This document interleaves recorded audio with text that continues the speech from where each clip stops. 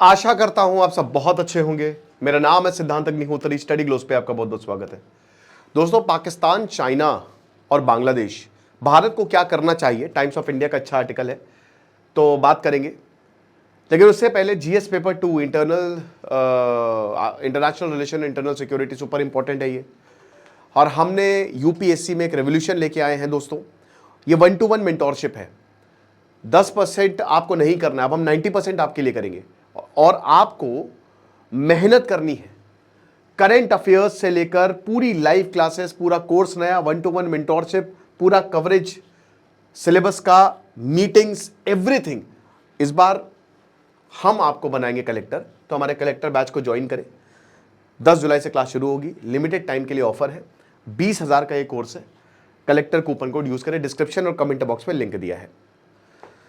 तो बात यह है कि जो इंडिया, पाकिस्तान, चाइना और बांग्लादेश, ये 4 देश हैं। हम चारों के पर्सपेक्टिव से बात करेंगे कि आखिरकार चल क्या रहा है। भारत की चिंता बढ़नी चाहिए, बढ़नी लाजमी है, क्योंकि ये 3 देश जो हैं वो आपस में सब कुछ करने वाले हैं। पाकिस्तान तो खैर चाइना के चरणों में है, आपको पता है। बांग्लादेश एक नया फैक्टर है, ये वाइल्ड कार्ड एंट्री हुई है। और बांग्लादेश, चाइना बांग्लादेश को चाहिए ही चाहिए, क्योंकि सिलीगुड़ी कॉरिडोर को चाइना को अपने कंट्रोल में रखना है। कब्जा तो कभी नहीं हो पाएगा, लेकिन कंट्रोलिंग ये बाद में as a bargain chip use कर सकता है, जिसके लिए चाइना जो है वो काफी हद तक बांग्लादेश को अपने कब्जे में कर चुका है। लेकिन बांग्लादेश को भी पता है ये डेंजरस हो जाएगा, ये इतना आसान नहीं रहेगा। सार्क को रिप्लेस करने के लिए ये सब आए हैं। साउथ एशिया अब रहा नहीं। अफगानिस्तान, पाकिस्तान, इंडिया, बांग्लादेश, श्रीलंका, मालदीव्स, भूटान, नेपाल, तो जितने भी देश हैं सार्क के मेंबर्स हैं, क्या अब इस ब्लॉक को ज्वाइन करेंगे? क्या होने वाला है आगे? तो सबसे पहली बात तो सार्क को रिप्लेस करने वाले हैं ये, ऐसा कहा जा रहा है। लेकिन एक्चुअल में क्या ऐसा हो पाएगा? जवाब है हां और ना। पहले हम देशों को देख लेते हैं। देखिए, अगर आप ग्रुपिंग्स की बात करते हैं तो भारत की तरफ कौन कौन है और चाइना की तरफ कौन कौन है। पाकिस्तान रहेगा ही रहेगा, और पाकिस्तान की इकोनॉमी वैसे भी खत्म हो जाएगी, आप रुक जाइए, वहां पे वैसे भी वो बर्बाद देश है। फिर बांग्लादेश जो कि अभी आया है, लेकिन बांग्लादेश को भी पता है कि भारत को नाराज नहीं कर सकते। मोहम्मद यूनुस भले ही कुछ भी चाइना के वहां पे भी चरणों में गिर जाए, बट उनको पता है कि भारत एक बहुत इंपॉर्टेंट एलाई है हमारा, इसीलिए ये रीएडजस्टमेंट फेस है। हालांकि जो हो रहा है बांग्लादेश में हिंदुओं के साथ, मंदिरों के साथ, दैट इज अनएक्सेप्टेबल। फिर उसके बाद अफगानिस्तान जो कि 50-50 है, लेकिन ज्यादा झुकाव उसकी भारत की तरफ है। इंडिया एक रिविजनिस्ट देश नहीं है। इंडिया जो है वो हमेशा सही बात करता है, इसलिए पूरी दुनिया इंडिया पे ज्यादा भरोसा करती है, और इंडिया एक डेमोक्रेसी भी है, तो पूरी दुनिया इंडिया को चुनेगी। फिर क्या? इंटरेस्ट, पैसा चाइना के पास बहुत ज्यादा है, वो पैसा फेंकता है। ओके, नेपाल की बात करते हैं तो नेपाल वैसे तो भारत की तरफ है, लेकिन झुकाव उसका थोड़ा भी चाइना की तरफ हो रहा है। ओके, भूटान हमारी तरफ है, श्रीलंका हमारी तरफ है। श्रीलंका तो भुक्तभोगी है कि चाइना जो है वो क्या करता है। बाकी मालदीव्स इस समय पूरी तरीके से भारत की तरफ है। तो कुछ देश ऐसे हैं ना जो कभी भी वो चाइना की तरफ नहीं जा सकते। ज्योग्राफी और डिपेंडेंस जो इंडिया पे है, जैसे मालदीव्स की डिपेंडेंस बहुत ज्यादा इंडिया पर, नेपाल की डिपेंडेंस बहुत ज्यादा इंडिया पर, बांग्लादेश की डिपेंडेंस बहुत ज्यादा इंडिया पर, डिस्पाइट कि वो चले गए चाइना के पास। तो अब ये कहना कि सार्क को रिप्लेस कर देंगे, हालांकि वैसे भी सार्क का कोई ऑब्जेक्टिव है नहीं, वो बेकार पड़ा हुआ है, 2014 से डेड है वो। इंटरनेशनल रिलेशन जब बनाएंगे प्रशांत सर, तो आपको बताएंगे किस तरीके से। और 2016 जो है वो भारत उसे विड्रू कर गया, उरी टेरर अटैक। देखिए, जिस भी ग्रुप में पाकिस्तान है, जिस भी ग्रुप में, उसमें भारत जो है वो बहुत हेजिटेंट रहता है, क्योंकि जो सारे ग्रुप का एक कॉमन ऑब्जेक्टिव होता है कि टेरर को काउंटर करे, है ना। तो टेरर को काउंटर करे तो ऐसे देश को आप कैसे शामिल कर सकते हैं जहां से आतंकवाद निकला है। भारत की ये हमेशा आर्गुमेंट रहते हैं कि हम नहीं पाकिस्तान के साथ इंगेज करेंगे जब तक वो टेररिज्म पे कुछ करता नहीं है। तो जाहिर सी बात है, जो नया ब्लॉक है उसका भारत पार्ट नहीं होगा। लेकिन हमको एक चीज समझनी है, ये आप देख सकते हैं सबके फॉरेन मिनिस्टर, सेक्रेटरी, हमको एक चीज समझनी है कि चाइना ने जो भी लॉन्च किया है ना वो अनसक्सेसफुल रहा है। चाइना का एक भी प्रोजेक्ट दोस्तों सक्सेसफुल नहीं रहा है। चाइना एक बहुत ही एक ऐसा नेशन है जो बड़ी बड़ी हाँकता है, छोड़ू नेशन जिसको कहते हैं ना, बतौले वाली बातें हैं, बातों का क्या। चाइना के कॉम्बैट एयरक्राफ्ट, चाइना की प्रोडक्ट, सब कुछ जो है वो सिर्फ एक फुग्गा है, कब फट जाए को नहीं पता। तो you can not trust China and Pakistan also. अब चाइना का जो ग्रोइंग साउथ एशिया फुटप्रिंट है वो सार्क मेंबर नहीं है, आपको पता ना, China is not a SAARC member. But South Asia की जहां तक बात होती है, अभी ईरान ने भी बोला कि भैया भारत को अगर लीडर दिखाना है साउथ एशिया का तो आइए युद्ध रुकवाइए। अब हम सबको पता है कि जो BRI है, पहले चाइना ने बोला कि अफगानिस्तान से जाएगा, क्योंकि पाकिस्तान से, बलूचिस्तान से आप नहीं निकाल सकते, कि चाइना को समझ में आ गया है चाइना का जो $65 बिलियन का प्रोजेक्ट है वो खतरे में है, वो कभी पूरा नहीं होगा। ना IMEC, ना BRI, नो नथिंग। और म्यांमार वाला भी कॉरिडोर, चाइना हर जगह से कॉरिडोर निकालना चाहता है, रेलवे लाइन निकालना चाहता है, लेकिन उसको नहीं पता कि कितने लोग अपोज कर रहे हैं, तो इसी ने कहा कि अफगानिस्तान से निकाल दो। हम नहीं निकाल सकते, बलूचिस्तान से यहां पे हमला होता तो अफगानिस्तान से निकाल देंगे। फिर उसके साथ ये बांग्लादेश को भी जोड़ रहा है। ओके, तो आइडिया यही है कि ये जो रीजनल वैक्यूम इस समय क्रिएट हो गया है, अब नया मल्टीलेटरल अलाइनमेंट से जो है वो पूरा करें। अब देखिए, ये क्यों वैक्यूम, भारत ने अपॉर्चुनिटी खोई है, इंडिया हमेशा से अपॉर्चुनिटी खोता, हम एक बहुत ही सॉफ्ट नेशन है, ये हमको समझना पड़ेगा।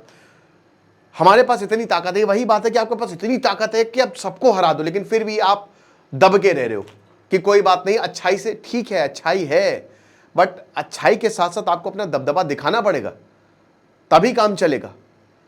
योग की धरती थे हम, लेकिन आप हर किसी को योग नहीं समझा सकते, तब भी हमारे ऊपर आक्रमण हुआ है। तो भारत एक डिफेंसिव पोस्चर में रहता है। अब सीपेक जो है, आपको पता है कि रीजनल एक्सटेंशन है, और मैं आपको बता दूं कि अगर इंडिया 3 फ्रंट वॉर भी झेल लेना तो भी हरा देगा। इंडिया की मिलिट्री इतनी ताकतवर है, इंडिया के पास इतनी ताकत है, और इंडिया की जो बौद्धिक क्षमता वो उतनी ज्यादा है, ये नहीं हरा पाएंगे। तो सीपेक जो है ना, वो एक रीजनल एक्सटेंशन है, और ये इस फोरम में जाहिर सी बात है इंटीग्रेट किया जाएगा। आपको पता है ना कि जो पूरा सीपेक है उधर कासगढ़ से होते हुए, पाकिस्तान से होते हुए, अब उसको और एक्सटेंड करके बांग्लादेश में ले आएंगे, लेकिन अभी ये बहुत ही शुरुआती है। अब प्रॉब्लम क्या हो जाएगी कि अगर ये लाल मोनिहार तक आ गया, ठीक है, या फिर ये आपका जितने भी चटगांव हो गया और रंगपुर हो गया, अगर यहां तक आ गए चाइना अपना, तो फिर ये भारत के लिए बड़ी मुश्किल हो जाएगी। क्योंकि देखिए, बांग्लादेश ने जो है वो अपने देश को खोल दिया है चाइना के लिए, क्या ये यहां पे बैठे, तो भारत को सबसे पहले क्या करने की जरूरत है, भारत को कुछ भी करके इंफ्रास्ट्रक्चर को डेवलप करना है जितना ज्यादा हो सके, और भारत को टेक पे का सहारा लेना है, बहुत ज्यादा जरूरी है। बॉर्डर पर टेक्निकल सर्विलांस लगाएं, कोई भी एंट्री, जहां जो वल्नरेबल पॉइंट्स हैं एंट्री एग्जिट के, उसको बंद करें, ड्रोन्स का इस्तेमाल करें। बॉर्डर इंफ्रास्ट्रक्चर को भारत को बहुत तगड़े से बनाना पड़ेगा, और नॉर्थ ईस्ट के भी इंफ्रास्ट्रक्चर को बहुत ही तगड़े से बनाना पड़ेगा।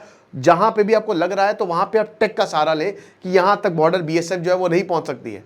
तो सबसे पहली चीज तो भारत को इसी तरीके से चाइना और बांग्लादेश और पाकिस्तान को काउंटर करना है। उसके बाद ये तो आपको पता ही है, मैंने बताया भी था, सब कुछ हुआ है। मोहम्मद यूनुस जो है उन्होंने कहा कि नहीं देखिए ऐसा कुछ भी नहीं है, ऐसा अभी हम कोई पॉलिटिकल अलायंस या ब्लॉक नहीं फॉर्म करने वाले हैं, पर देखिए बातें चल रही हैं, ठीक है ना। ये बोला है कि तो बस एक ऐसे ही हम लोग मिल लिए, ये थर्ड पार्टी था, क्योंकि उनको पता है ना कि भारत को अपसेट अप नहीं कर सकते। बांग्लादेश हेजिटेंट है, अब चाइना की मदद के लिए नहीं आएगा, लात मार के भगा देगा, उखाड़ते रहो। ईरान की मदद में आया चाइना, नहीं आया ना, तो ये टेस्टिंग टाइम्स होते हैं। अब भारत तो किसी के साथ अलाइंड नहीं है, लेकिन फिर भी हमने अपने वादे को पूरा किया। शेख हसीना को 6 महीने की सजा हो चुकी है, अगर वो बांग्लादेश गई तो उनको फांसी पे लटका दिया जाएगा। भारत ने छोड़ा नहीं उनका साथ, भारत में है वो, क्योंकि सही डिसीजन है, क्योंकि उन्होंने भारत के लिए फैसले लिए थे। तो पूरी दुनिया में ये मैसेज तो गया है कि इंडिया के ऊपर आप ट्रस्ट कर सकते हैं। और इसीलिए बांग्लादेश को यह भी डर है कि भाई देखो, अगर आप भारत को गुस्सा दिखाओगे, क्योंकि हम ज्योग्राफिकली भाई 4000 किलोमीटर का बॉर्डर है हमारा भारत के साथ, तो डिपेंडेंस है, सिक्योरिटी कोऑपरेशन अच्छा खासा है काउंटर टेररिज्म पे। बांग्लादेश भी काउंटर टेररिज्म से पीड़ित है, लेकिन दोस्तों अब वहां पे ISI का नेक्सस, ISI हो गया, हरकतुल मुजाहिदीन हो गया, एक से एक जशीमुद्दीन, वो सब खुला घूम रहा है। और ये जो ISI है ये लगातार वहां पे एक्टिव है और ये काम करवा रही है। लेकिन बांग्लादेश भारत के बिना बिजनेस नहीं हो सकता, हम सबको पता है, और बांग्लादेश की गुडविल भी है। भले ही शेख हसीना चले गए, लेकिन आपको पता है कि बंगाल का ही पार्ट था ये, तो एक थोड़ा सा कल्चरल रूट्स भी है। और ये भी बांग्लादेश को पता है कि हमारी वजह से ही जो है, भारत की वजह से हम आज़ाद हुए, वरना बड़ी प्रॉब्लम हो जाती है। ओके, तो इस हिसाब से भारत को न्यू सेकंड स्टेप जो लेना चाहिए वो न्यू जियो पॉलिसीज की। अब देखिए, आप एक्ट ईस्ट लुक ईस्ट छोड़िए, आपको भी अपना अलायंस बनाना पड़ेगा। आपको इन सारे देशों को अपने मतलब आपको नई पॉलिसी जो है वो श्रीलंका को लेकर, नेपाल को लेकर, भूटान को लेकर एंड इनफैक्ट बांग्लादेश को भी आप बुलाइए, आप मोहम्मद यूनिस को भारत में बुलाइए। और अगर मोहम्मद यूनिस नहीं मान रहे तो बहुत ही सख्त स्टैंड रखिए। हमको अपनी अब पॉलिसी एग्रेसिव करनी पड़ेगी रेदर देन डिफेंसिव। डिप्लोमेसी भी हमारी एग्रेसिव होनी चाहिए, ठीक है। हमको सख्त शब्दों में, स्पष्ट शब्दों में बताना पड़ेगा कि अगर आप हमारे साथ नहीं हो तो आप हमारे खिलाफ हो। ये कोई मिडिल रास्ता हम नहीं देंगे। जैसे भारत अभी गंगा पैक्ट को तोड़ने की बात कर रहा है, ठीक है, क्योंकि नदियां जो हैं, इन सबका जो घर है वो हम लोगों की वजह से चलता है। ये पाकिस्तान, बांग्लादेश, नदियां वहां से जा रही हैं। तो 2024 के बाद से आपको पता ही है कि अभी डिटोरिएट हो, और ये एक रीएडजस्टमेंट फेज है जो अभी प्रेजेंट फेज चल रहा है। और इसीलिए बांग्लादेश भारत, लेकिन फिर भी दोस्तों बीच बीच में कुछ ऐसी चीजें हो जाती हैं जो भारत, मैं बता तो रहा हूं कि इंडिया को बांग्लादेश के ऊपर बहुत ही सख्त स्टैंड लेना पड़ेगा, बहुत ही ज्यादा। पाकिस्तान तो ठीक है, लेकिन बांग्लादेश को दिखाना पड़ेगा कि आप ऐसे नहीं कर सकते। ये जियोपॉलिटिक्स, तो सबसे बड़ी बात क्या, सार्क डेड है, बिल्कुल डेड है। और यहां चाइना, पाकिस्तान इसीलिए इसको वॉइड को फिल करेंगे, क्योंकि सार्क कुछ नहीं, बस पड़ा हुआ है वो। तो अब उसके जरिए चाइना अपने इंटरेस्ट, जैसे सीपेक प्रोजेक्ट्स हो गए, ट्रेड एंड इंफ्रास्ट्रक्चर कोऑपरेशन हो गया, क्लाइमेट और कनेक्टिविटी फ्रेमवर्क हो गया, इन सारी चीजों को जो है वो ये बांग्लादेश में लेके पाएगा। अब कौन इसको ज्वाइन कर सकता है?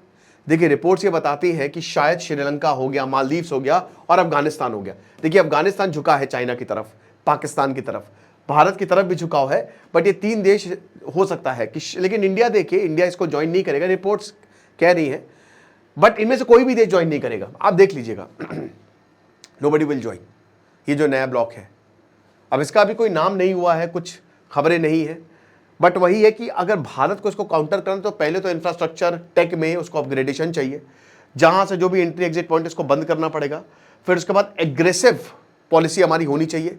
और देखिए अब हमको अपना डिफेंस भी बनाना पड़ेगा बॉर्डर पे तगड़े से, ठीक है। आप नई रेजिमेंट निकालिए, नई रिक्रूटमेंट निकालिए, ताकि सेना में और भर्ती। और अग्निवीर, भाई देखिए अग्निवीर, मैं तो बहुत ज़्यादा उसके सहमत नहीं हूँ, ठीक है, विद ड्यू रिस्पेक्ट, बट वो मुझे पॉलिसी को सही नहीं लगती है। तो आप पुराने ढर्रे पे भी चलिए, आप अग्निवीर भी चलाइए, लेकिन पुराना वाला आप ज़्यादा लेके आए तो ज़्यादा बेटर है। और उसके बाद फिर भारत को कॉवर्ट ऑपरेशन भी चलाने पड़ेंगे। देखिए कॉवर्ट ऑपरेशन हर देश चलाता है, तो रॉब एक्टिव है बांग्लादेश में बहुत बढ़िया काम हो रहा है, ऐसा नहीं है। लेकिन आपको कॉवर्ट ऑपरेशन रॉ और आईबी तो खैर चलिए देखते हैं, लेकिन रॉ के जरिए आपको कराने पड़ेंगे, RNAW के जरिए आपको कराने पड़ेंगे। अब तो रॉ के RNAW के नए चीफ आए हैं, ओके। और उसके बाद हमको अपनी मैरीटाइम सिक्योरिटी को सिक्योर करना पड़ेगा, वहाँ पे भी सिक्योरिटी बढ़ानी पड़ेगी, क्योंकि भारत की नेवी तगड़ी है। क्योंकि आपको पता है कि चाइना जहाँ पे भी जाता है तो सबसे पहले क्या करता है, वो समुद्रों को अपने कंट्रोल में लेता है। साउथ चाइना सी में काफ़ी हद तक हर से डिस्प्यूट, और भारत को अब चाइना के दुश्मनों से एंगेज करना पड़ेगा।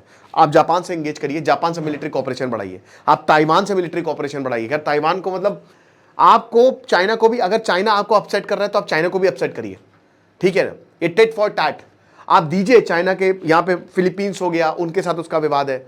म्यांमार में आप रेबेल ग्रुप्स को सपोर्ट करिए, करना पड़ेगा आपको, ठीक है ना। वियतनाम हो गया, इंडोनेशिया हो गया, जितने भी देश आ रहे हैं ना, जिनका भी चाइना के समय 18 देशों के साथ बॉर्डर विवाद है, ठीक है, तो आप उनको पकड़िए। तो भारत जो है ये काम कर सकता है। और ये जो मूव है वही बात है कि ये पाकिस्तान की स्ट्रैटेजी है कि भारत का रीजनल इन्फ्लुएंस बढ़ता जा रहा है। हम 3rd लार्जेस्ट इकोनॉमी दोस्तों बन जाएंगे, 4th लार्जेस्ट इकोनॉमी बन जाएंगे, ठीक है। तो यही चीज़ है। और जो पाकिस्तान है दिन ब दिन उसके हालात जो है बहुत ज़्यादा खराब होते जा रहे हैं, आपको पता ही है। तो सार्क का जो डिमाइस है वो पाकिस्तान का ऑब्स्ट्रक्टिव रोल है। और पाकिस्तान भी, जैसे अब भाई आप देखो तो बिम्स्टेक है, ठीक है, सार्क है, IORA है, BBIN है, लेकिन अब जितने भी साउथ एशियन ऑर्गेनाइजेशन है उनका कोई महत्व रह नहीं गया है, वो खाली नाम के हैं। बांग्लादेश की बात करते हैं तो बांग्लादेश, देखिए पाकिस्तान तो चाइना का दोस्त था, है, रहेगा, पैसा देता है, तो पाकिस्तान को तो कोई दिक्कत नहीं है। चाइना बोलेगा चल बे एक पैर पे खड़ा हो जा, उल्टा चल ले, वो कर देगा, कोई दिक्कत। बांग्लादेश का जो जाना है चाइना के पास, ये पहले भी हुआ है, लेकिन इस बार बहुत ही ज्यादा हो रहा है, ठीक है। और उसमें सपोर्ट जो है, पैसा चाइना देगा, और वो किसको देगा, बांग्लादेश और पाकिस्तान को देगा, और बोलेगा भारत को बर्बाद करो। ये ऐसे चलता है। एग्जीक्यूशन जो है वो पाकिस्तान और बांग्लादेश करेंगे, हाथ पीछे चाइना का रहेगा। और ऊपर से बांग्लादेश को क्या मिलेगा, पैसा मिलेगा, अच्छा खासा पैसा मिलेगा, इनको सिक्योरिटी मिलेगी, इनको वेपन्स मिलेंगे, ये अपनी मिलिट्री को हो सकता है और ताकतवर बनाए। तो ये चीज है, देखेंगे आगे क्या होगा। बट फिलहाल तो यही है। तो ये आप देख सकते हैं कि बिम्स्टेक आसियान के बारे में आप इसको आराम से पॉज करके देख लीजिएगा। ये मैंने लास्ट स्लाइड में ये भी लगा दिया है। अभी क्वाड में भी भारत की जीत हुई है और यहाँ पे सीधा सीधा जितने भी मेंबर्स उन्होंने पहलगांव हमले को कंडेम किया है। बाकी दोस्तों हमारे यूपीएससी के शानदार कोर्स को आप अवेल करें। Current affair 4000 MCQs 500 plus mains. सबसे बड़ी बात जो है 1-to-1 मेंटोरशिप, जो 1-to-1 है ना, जो हम एक तरीके से ये ट्यूशन है यूपीएससी की। तो आपकी सारी प्रॉब्लम, जो सबसे बड़ी प्रॉब्लम होती है ना, टीचर से आप इंटरेक्ट नहीं कर पाते हो, हमको पता ही नहीं कि क्या करें एक बार कोर्स के लिए, बट वो प्रॉब्लम हमने सॉल्व की है। तो इसीलिए मैं कह रहा हूँ कि ये रेवोल्यूशन है कि आप अगर सीरियस हो तो हम आपसे दुगने सीरियस होंगे। आप एक बार जरूर चेकआउट करिएगा हमारा शानदार कोर्स। डिस्क्रिप्शन कमेंट बॉक्स में लिंक दिया है। Thank you so much.